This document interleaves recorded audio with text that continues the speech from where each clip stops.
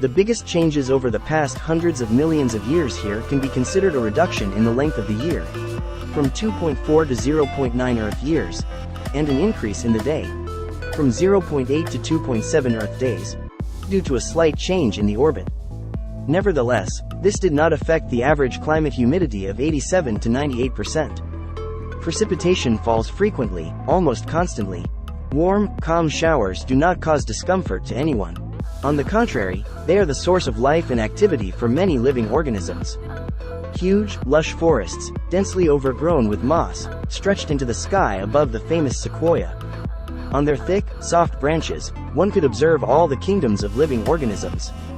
From fungi and bacteria burrowing deep into the bark, to entire families of mammals resembling hybrids between cats, dogs and monkeys. They lived almost at the top, eating sweet fruits shaped like lemons, the size of watermelons. Listen to these sounds. At night, when darkness envelops the rainforests, silence does not come at all. In these places, one range of sounds is simply replaced by another. Yes, twilight birdsongs are becoming noticeably less frequent, however, they are much more amazing. Not to say that they are breathtakingly beautiful, especially sonorous or some kind of refined, melodic ones. These sounds are alien to the inhabitants of the earth. They are just different, incomprehensible. Here, for example, the glow of the gray omada, in its own way, fascinates with its unpredictability and excites with its sudden appearance. Quick tapping, muffled exclamations, comparable to laughter with a closed mouth, flow into some kind of pops, reminiscent of rapid-fire muffled shots. Then, the sounds drag on, mix with hiccups and howls, on different tones, as if in slow motion, becoming completely inimitable. Silence at night happens only in the fields or in coastal areas. These are truly separate worlds, with their own special surroundings. What are the flying aptera alone worth, parachute trees, or gas dandelions? During strong winds coming from the seas, trees ripe for seeding, with a lush crown, like a linden, and the same height, break out of the ground along with their roots, and float across the sky with their entire numerous plantation. They do not have flat, but voluminous leaves, which, over time, inflate like balloons and lift woody plants up, but, most wonderfully, not their leaves at all, but their roots. If you catch the flight of gas dandelions, at night, you can see a magical performance. Their long, branching roots, stretching for tens of meters, begin to glow, emitting a bright white light. In the sky, it looks like lit lightning from all directions. Together, they create such a strong glow that the night turns into day. These thin, blurred contours in the clouds vaguely resemble water shimmering with dazzling silver specks, reflecting bright swammed rays. If you look at the sky for a long time, you may get the impression that this is the ocean. During sunset, the intertwined veins are filled with pink, and the sky is broken into slowly fading white and blue cells. Isn't that amazing? On Crook, it is impossible to watch beautiful sunsets, as the atmosphere is always overcast or thick clouds. However, such phenomena more than compensate for the missed opportunity, filling the air with bright colors. Let's go to the ocean. There, too, there is something to see. Representatives of the beautiful desert valleys cannot go unnoticed. These are Zavamet tubes. They seem to be ordinary large animals that do not arouse much interest at first impressions. In appearance, these are simple hippos. Honestly, massive creatures, with smooth skin and elongated snouts. They like to be in the water most of the time, but not swimming deep, but standing firmly on their feet. On the surface, they usually only protrude their head, or even one nose. These guys are not dangerous at all. They bathe themselves for days on end and do not touch anyone. Their food is spur corals, which made their organisms so very unusual. In general, there is one more fun fact related to the Zavamet. They have 7 anal openings. Therefore, they are unofficially called seven-anus. These esophagus were located right under the belly, instead of the nipples. In pairs, 4 pieces in a row. 7 false nipples and only 1 real one. The feces of the Zavamet are poisonous. In this way, they get rid of their own offspring by defecation in their mouths instead of feeding them. They wean them from maternal dependence from birth. In the future, only those individuals survive that starved in the first months of their lives, and then, independently found their own food. A particularly slow metabolism allows them not only to save energy for a long time, but even to grow, for a while, without consuming the slightest calorie. However, there are chosen ones among the Zavamets who have managed, by sheer luck, to repeatedly feed from the only correct place. Such individuals grow 1.5 or even 2 times more than their fellow tribesmen and have strong immunity. Although, there are no advantages in this. On the contrary, in order to feed the giants who grew up on milk, much more food is required, and this is not very profitable. They can't go hungry for long. Cruelty towards offspring is not accidental. It prepares for longer hunger strikes, allows you to weed out extra, tempted cubs. After all, further, in adulthood, much more serious tests await them. Endure debilitating hunger, sometimes not for several months, but for several years. At the same time, they do not hibernate, like some mammals, but remain always awake. What is the cause of prolonged fasting? Naturally, formidable, mighty predators. First-class unique hunters, unstoppable kadamats. They drive herds of zavamets from wild beaches to remote lifeless wastelands, and guard coastal areas, starving poor animals to catch them and eat them. Kadamats are the fastest predators on the crook, and second in the entire animal kingdom, second only to zavamets. Yes, perhaps it will seem crazy, if you remember that they are one-to-one, copy motionless, fat hippos. Let us look at the process of casting out the zavamets to understand how this happens. Usually, they sit in the water for days on end and do not move. Hidden, they stare with their brown, small bulging eyes on the sides and suck out of the mud what they get. Roots of plants, small beetles, or intangible, unusual corals. However, kadamats, they manage to track down or detect quiet, inconspicuous herds, forever hiding in the water, even tens of kilometers away.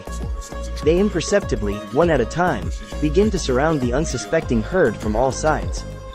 Building a real strategy to attack, like a chess game, frightening tall animal, in appearance and size, reminiscent of the notorious tyrannosaurs, creep closer and closer, waiting for the right moment to attack.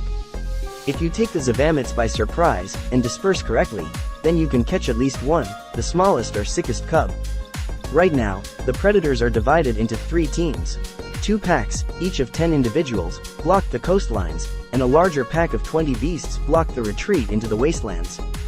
Approaching at the same time, they already surrounded their prey, and the leader, kadamats, the most seasoned male, was already ready to pounce, giving a signal to the others.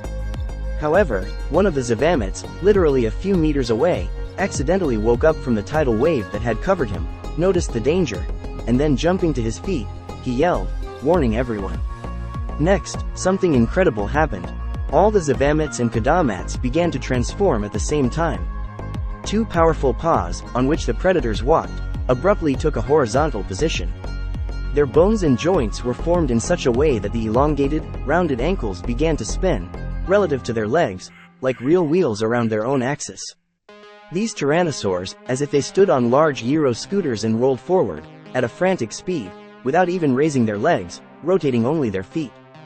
In the meantime, fat, pot-bellied zavamets, with a loud crunch, instantly stretched out into giant antelopes or something like that. Long, thin, embossed bodies, with a strongly elongated, pointed muzzle, like the nose of an airplane, for less air resistance.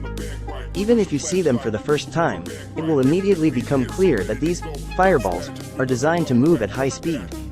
Having changed in height and length of the legs, the strubber-shaped fluffworms became larger than the predators attacking them.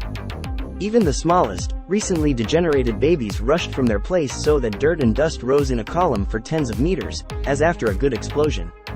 Adults are capable of reaching speeds of 600 kilometers per hour in 5 seconds. Such results would be the envy of top fuel dragsters with 10,000 horsepower. Kadamats are also far from being snails. Spinning their rounded feet, they rush faster than many high-speed cars. These are not cheetahs. For them, 300 kilometers an hour is an easy walk. However, the guys moving in such an exclusive way have one big minus. It consists in the coordination of movements. If the kadamats accelerate, it is extremely difficult for them to stop or change the direction of movement. If you put a huge stall in front of them, they will blow it to hell. In addition, if there is an abyss in front of them, they will fall into it, but they will not stop for anything. They will not even try to slow down or go around an obstacle. That is why they were called unstoppable. Unfortunately, this is their main drawback, due to which, slower, smaller zavamets manage to get away from them, on an unpredictable, twisted trajectory. Let these horses rush into the endless plains, eventually, they will still have to return, or die of hunger. Kadamats guard their food resources for years on end, snacking on the small living creatures and fish that live here until they notice other flocks in the vicinity. On the other hand, until the more dangerous masters of these expel them places, the elements, hurricanes and storms. In addition, there are many parasites here, needle leeches, larvae of various bugs and other evil spirits, and they will bite into fresh flesh. Moreover, no skin will save them. The Zavamits have already developed immunity to them, but the Kadamats have to suffer from small, annoying bloodsuckers. Sometimes, they are the reason for them to leave the beach. Vibrant jungles, oceans, and desert plains cover almost the entire surface of the planet. However, there are rare, special zones, with a unique landscape. Such places include winding mountains, from the substance of the fifth state.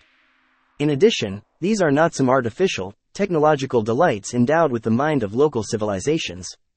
This self-formed phenomenon, which occupies a leading position in the list of all Crook's miracles, according to the Raptites, does look unnaturally strange. On the entire planet, there are only 2 locations with struboid ridges. These hills look like anything but mountains. In general, these are not hills.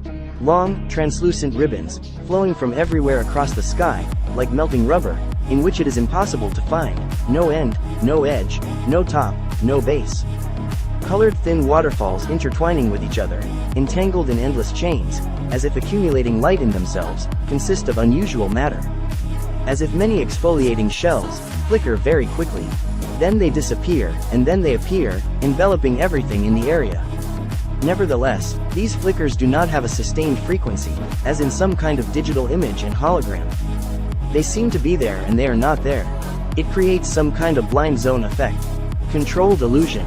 If the observer concentrates, he will not notice the abrupt variability. However, with peripheral vision, one can fix sharp changes in the gradients of the color palette of the surrounding space. In close proximity, it can even scare.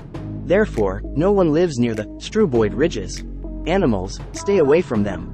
However, the appearance of these strange clusters, hanging from the sky like icicles of ice, makes one wonder about the nature of their formation. An interesting fact, but the state of struboid matter is not solid, not liquid, not gaseous, and not even plasma. This phenomenon requires a little explanation. The physics of such atypical processes lies in the Satovitral induction of gross quantum interactions. P.S. The concept of gross quantum was introduced on Earth in the 24th century. It is an indivisible part of the energy, having Satovitral properties, instead of magnetic or spin properties. A gross quantum has an anticharge, that is, an electron with a double plus or minus charge in the complex projection. The motion of such particles is scalarly absent, as well as the mass and other characteristics, if you try to fix them with the help of equipment that is susceptible to only one type of motion. Therefore, to distinguish them from the traditional wave functions, by the same methods, comparing one with the other is a bit wrong. You will probably be wondering what happens if you touch this accumulation of foreign matter. Moreover, the following will happen. At first, in contact with a seemingly smooth surface, you will feel cold, as if from ice. Then, the immersion inward will begin, while, according to sensations, it is impossible to determine with what the contact is taking place, with the material surface or with the opposing forces of the magnetic field. Any object entering it will experience pressure, in the form of a uniformly dispersed resistance. At the next stage, point impact with the object will begin. In fact, it is there initially, and is on the rise. It would not feel right away. Light deployed tingling will develop into an unpleasant stinging feeling of oxygen starvation. In addition, if this happened, it means that the strubose molecules entered the suspended aggregate draw, and acquired common parameters with the contacting substance. Thus, something like evaporation or ionization takes place, in the process of which, a known form of matter is transformed into a struboid form. Well, let us once again look at this completely blurry landscape, and plunge into the very center, into the mouth of the winding mountains. In addition, there, you will see what the Raptites called this curiosity, the main wonder of the world.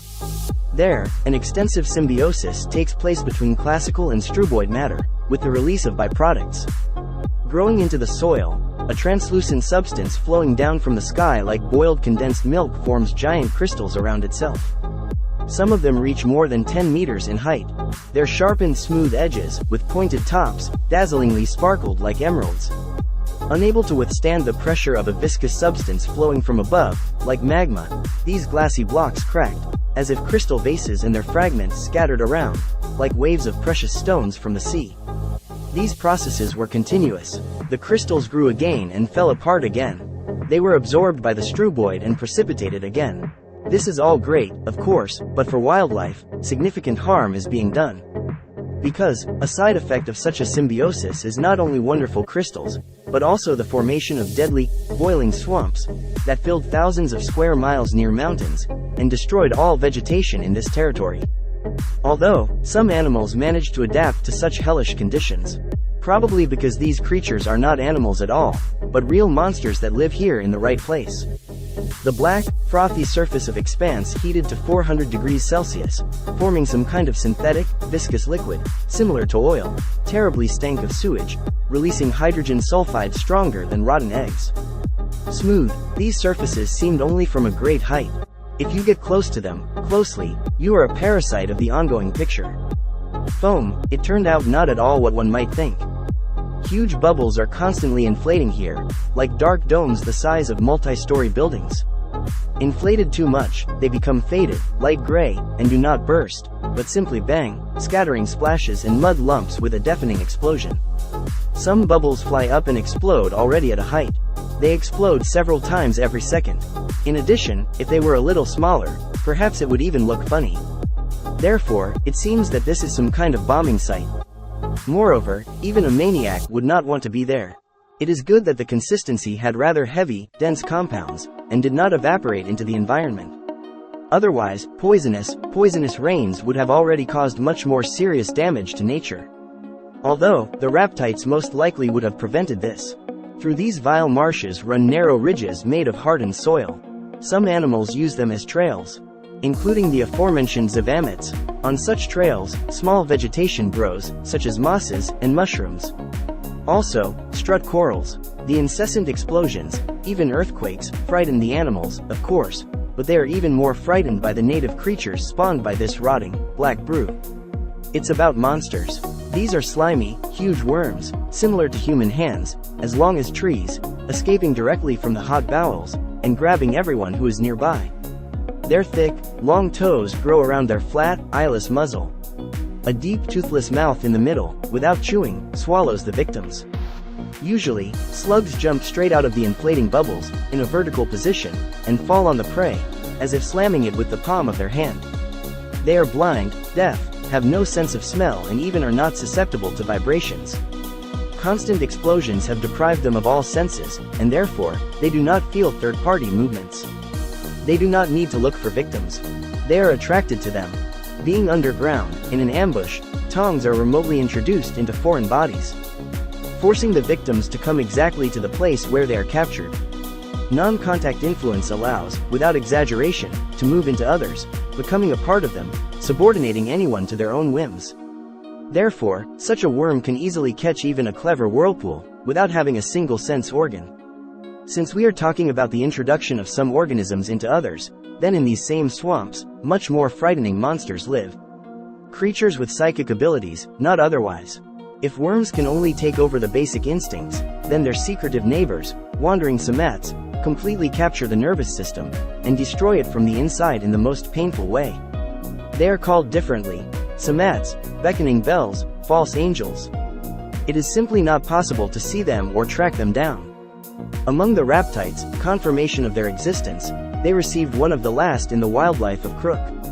This is because it is real to detect them only by resorting to complex technological methods, end-to-end scanning of the environment. Fans of secret conspiracies and paranormal phenomena, among the Raptites, have long composed legends about the Samits, as we have about Bigfoot. That is, these creatures were famous in fairy tales, even before their official discovery. In addition, not in vain, they could easily fit into any horror story. In the distant times, when Raptites were vulnerable, like people, traveling to different places on their planet, they often disappeared en masse in boiling swamps. The reason for this was unexpected encounters with grip monsters and wandering somats. If it was possible to escape from grips, thanks to deceitful actions and ingenuity, or by properly armed, then it is simply impossible to escape from the invisible, false angels, that break the psyche. However, in the future, many experimental studies were carried out, and scientists were able to find a way out of this trap. It is possible to get out of such a trap alive, but adequately, it is unlikely. Those who first managed to see the samad described them as relatively short, kangaroo-like animals. Nobody saw them move. They appear in one place, like silhouettes, and then disappear, or they continue to stand. They have shaggy, black skins, thanks to which, like worms, they merge well against the background of the swamp. Long, erect ears, elongated muzzles, like dogs, short forelimbs, powerful hind legs and tail. Eye contact with the samad themselves does not evoke anything special. Previously, they even thought that these were not samad, but ordinary innocent animals that the worms eat, but then, upon detailed study, it was confirmed that they were the culprits of the zombification of consciousnesses. The meeting with the samads does not begin at all with the appearance of their image, in front of the victim. In most cases, they do not appear at all. It is difficult to determine the specific point of first contact. It is individual for everyone, and is expressed in barely noticeable side deviations. Something that is not really, there begins to appear in the environment, in a slight intoxicating state, sudden mood swings, extraneous sounds, falling into prolonged states of déjà vu. As a rule, the very sounds of beckoning bells are the final feature. In fact, they do not resemble any bells. It is more correct to compare them with a distant cat's cry or a buzzing sawmill. Anyone who heard such howls fell on the hook. Ahead, terrible torment awaits him. Real torture that even the most perverted minds cannot imagine. First, there is the stage of submission. Distant beeps are replaced by ultrasound, from which nothing is heard around anymore. The victim enters a state of hypnosis, as if falling into a dream. She no longer sees the surrounding reality, but only sees a picture broadcasting by samad. Revealing subconscious fears, these sorcerers turn them out. Moreover, they do not even realize what their victim is really afraid of, but simply intensify those stabbing sensations that cause the strongest excitatory reactions. It turns out that they include everything that you least expect. You seem to be driven into a corner. Slowly lead to the abyss of despair. No physical pain, and even a state of shock, cannot be compared with this. Just imagine how far they will drag the victim with the help of psychic crush. They will push and push, from different sides, until the body can stand it, and at some point, even the most stable nervous system will simply close, completely incapacitate, turning the victim into an unconscious vegetable, unable even to reflect. No self-hypnosis will help to avoid the attack of the samads. They will not allow you to sink into yourself and hide behind walls of soothing thoughts. They will force you to be solely in the middle of a psychological nightmare, and that's sad. Let us leave these gloomy swamps already, and return to the bright, green jungle. This beautiful, fresh scent of flowering herbs is delightful. This glorious place is inhabited by oprefs, whole-headed primates, from the suborder of tail-armed monkeys. They have been quietly hustling here for generations, eating fruits that look like plums and giant wakrundo nuts that look like eggplant and taste like cashews. They feel comfortable around predators, as they are almost elusive to them. Surprisingly, these animals even look more like people than monkeys. They walk straight, on their hind limbs, keeping their posture straight. Similar body structure, anthropometry and habits. From a distance, they can easily be confused with a person. However, one has only to look at their head, and all doubts will disappear. Before us is not an earthly creature. Their skulls are like wheel tires.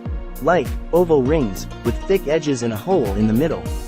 These bagels, standing across the shoulders, stretched out from a strong, medium-length neck. Headbands look freakishly intimidating, especially when they open like jaws.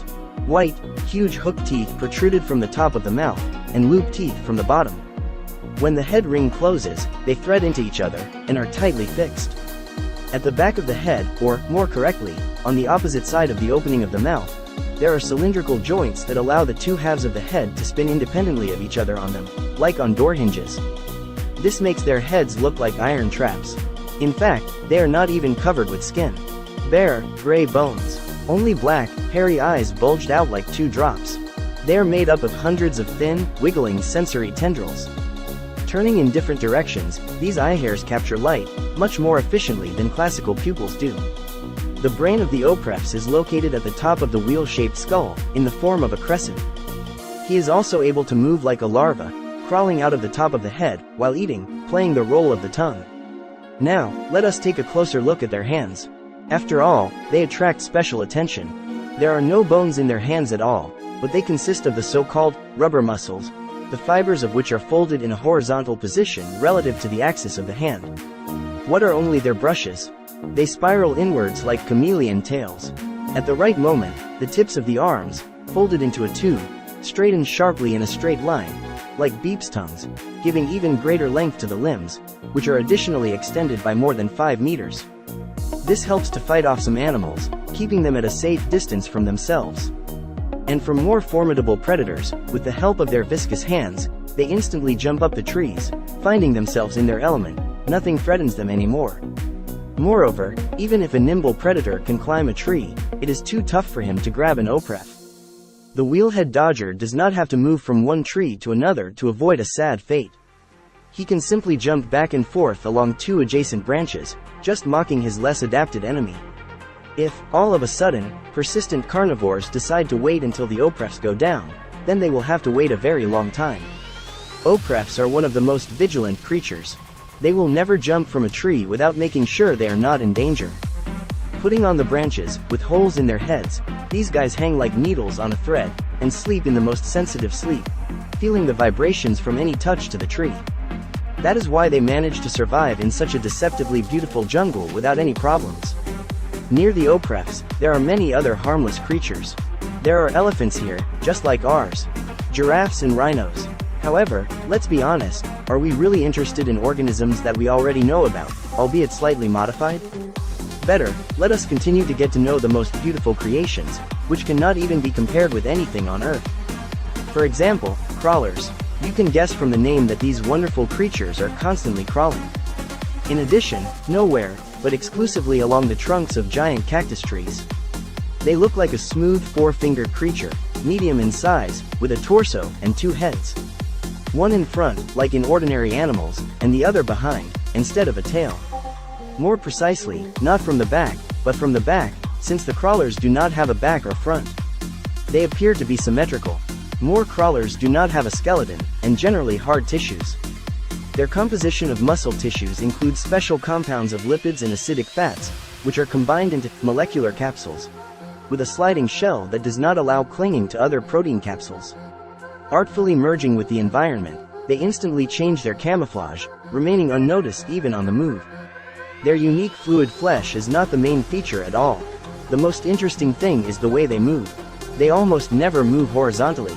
All their lives, animals move vertically, crawling up and down tree trunks, feeding on whistling slugs that, like shells, grow on thorny bark like parasites. Slugs whistle when someone touches them. This is a call for help. Monsters from below always react to such sounds, Arthropleura, very similar to those that were found on Earth in the Carboniferous period. Frightening huge brown centipedes, they hunt specifically for creepers, and live mainly at the roots of cactus trees. Hearing a piercing whistle from above, they are given a signal about the location of the crawler, and they decide to go up, or wait until the crawler goes down even lower. Ultimately, if the crawlers stay on top for a long time, Arthropleura are reluctant to climb after them, at least once a week, so as not to starve to death. Creepers are very tasty and difficult prey. It seems that it's difficult to just climb a tree and grab them, because they don't know how to fly. They also can't deftly jump along the branches, like oprefs, and they won't be able to fight back. They do not possess neither power nor poison. They simply have nowhere to go.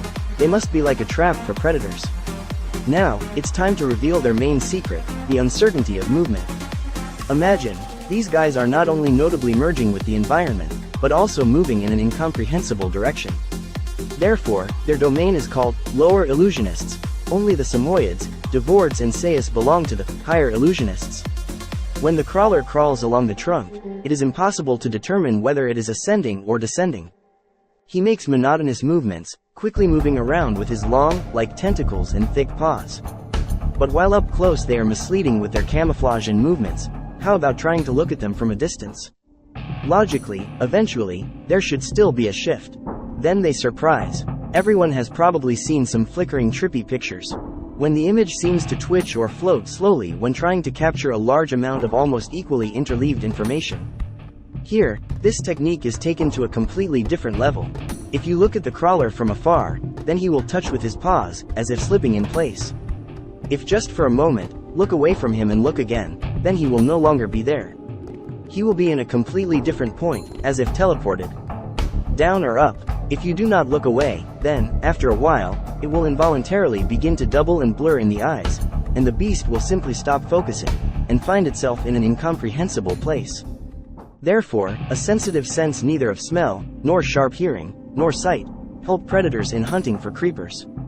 You can only catch this animal by relying on luck, or take the entire wide trunk of a cactus tree into a ring, and rise simultaneously, several individuals at once, in order to prevent prey from escaping, but the local lone hunters are not capable of such an organized trick. Terrifying centipedes are harmless cuties, against the background of those who live in the thickest of the jungle, or those who live in the fields, in open areas. Almost 3-meter centipedes, themselves, are prey for several dozen more formidable species of predators. Moreover, those, in turn, will be prey for even more bloodthirsty monsters. The fauna of Crook is divided into natural and artificial. More than half of all creatures did not occur because of evolution, but were created by Raptites. Most of them just have modified genes, but some individuals are created from scratch. That is, they are pure figment of the imagination, integrated into reality. The king of the natural and artificial environment of the jungle at the same time is the Sao, which are inferior in any indicators only to their marine counterparts, the Devords. We will talk about them later, and in second place, they dominate the jungle, Aruan gadflies, and fluffy cockroaches, or canvas of death. Both of them are artificial creatures, and both of them had to be completely exterminated on Crook, since they carried a danger to all living things. Despite their relatively small size, they possessed supernatural abilities, and officially, they were even considered not alive organisms, but an uncontrolled multi-reality virus. In fact, that is the way it is. From the living in this infection only the name of the natural inhabitants of the forests, in terms of causing terrible fear, one can single out a giant snake, a tagba, next to which, a titanoboa would be just a maggot. You cannot ignore the blooming flies that emit extremely poisonous, fetid toxins. They are so deadly, because spraying into the air they create new compounds, like a nuclear chain reaction, within a radius of hundreds of meters, and sometimes kilometers. Any animal is simply paralyzed. Then, these corpse eaters fly to feast on their victims. Upon reaching puberty, flies turn into plants. They take root in the soil and stretch upward almost before our eyes. In just a couple of days, a flower grows out of the ground, with yellow petals and a wide, flat core similar to a sunflower. Only, instead of seeds, embryos of new flies lurk there. At one time, about 2,500 individuals hatch. However, this is in one recent generation. In each subsequent, there are more embryos. And the flowers evolve in a fantastic way. They not only increase in size, but also change. They have several cores, which in some cases, instead of leaves, can completely stick around the entire stem. The breeding cycle is incredibly fast. On average, the interval between generations is about a week, but given the exponentially increasing offspring, blooming flies are rightfully the fastest multiplying Crook's creatures. At the moment, the reproduction rate is on average 25 individuals per hour for each unit. Therefore, no one would like to see such flowers on their facade. Even though these are not record figures inferior to the fierce cockroaches and boiling termites, however, they are safely dying out, in proportion to the birth rate. In addition, from these, it is simply impossible to get rid of. Even Crook's fierce interspecies competition is unable to contain her wildly growing population, capturing more and more territories. The Raptites are already thinking about taking some action, such as creating organisms that will devour them, or making them less fertile. Now, let's leave the jungle and turn our attention to other territories. The owners of the plains can be considered false cocoons, huge, sticky, elongated balls, more than 5 meters in diameter. Outwardly, they resemble cotton candy. White, fluffy mass, without any distinguishing features. Their thin villi, tongues, which make up most of the body, have an incredibly strong adhesive property. If you approach them, at least at a distance of half a meter, this living wool will begin to attack. Some of her hair, like a magnet, is attracted to the victim, enveloping her so tightly that nothing else in the world can separate them. Surfaces at the molecular level fit together as if they were being welded, but these hairs do not pierce flesh. They suck on it from the outside, like ice cream melting in the sun, or, like vacuum cleaners, slowly but surely, remove layer by layer, sucking them into themselves. Gradually and painlessly, thus, they do not just eat, but at the same time, digest their prey. Despite the fact that the false cocoon has a rather impressive size, it is very light. It is so light that it can even fly, rising high into the sky. Still, its thin fur is too heavy to resist gravity. Therefore, the cocoon has a miraculous ability. Inside it, there is a bubble that is filled with helium produced by its endocrine system, and, like an airship, this giant soars upward. Merging with the clouds, it begins to circle over the endless plains, or along the sea coast, in search of huge predators. It is them that the cocoon prefers to eat. Theoretically, it can even stick to such giants as Tagba, and as a parasite, sit on it for years until it sucks all the juices.